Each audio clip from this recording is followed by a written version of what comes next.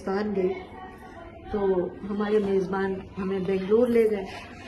بنگلور میں ہم دیکھا، بہت اچھا لگا. پھر کسی نے کہا بھائی یہاں تو میسور بھی قریب ہے تو وہاں بھی چلے تو وہاں تو میں نے کہا بھائی وہاں تو چلے، مجھے ٹیپو سلطان کا مزار دیکھنا. ہم وہاں پہنچے تو وہ مزار ہی اتنا خوبصورت، سیدھا سادہ، بڑا اچھا. اور وہاں مزار میں سندل کی بڑی گھنی خوشبو. تو میں نے کہا کہ بڑی زبردست خوشبو ہے یہ تو. انہوں نے کہا بھائی یہ میسور کا جنگل تو سارے ہندوستان میں مشہور ہے، تو یہاں اس کے جنگل ہیں.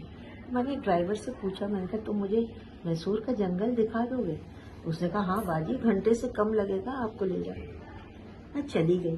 بڑی خوشی سے میں نے دیکھا درخت ایک دوسرے کے ساتھ ملے جلے کھڑے تھے. خوشبو نہیں ہے.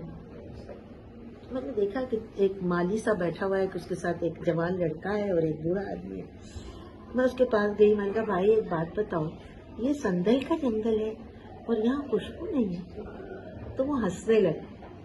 اس نے کہا ماں جی آپ کو یہ بات نہیں کہنا چاہیے. میں نے کہا کیوں؟ یعنی کہ آپ کو نہیں معلوم؟ میں بتاتا ہوں.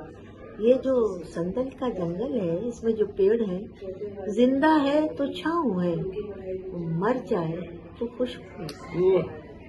ماں کی طرح ہے نا. بالکل ماں کی طرح. ماں ہے یہ درخت نہیں، یہ ماں ہے. زندہ ہے تو زندہ رہے تو چھاؤں ہے، مر جائے تو خوشبو. سبحان اللہ. واہ.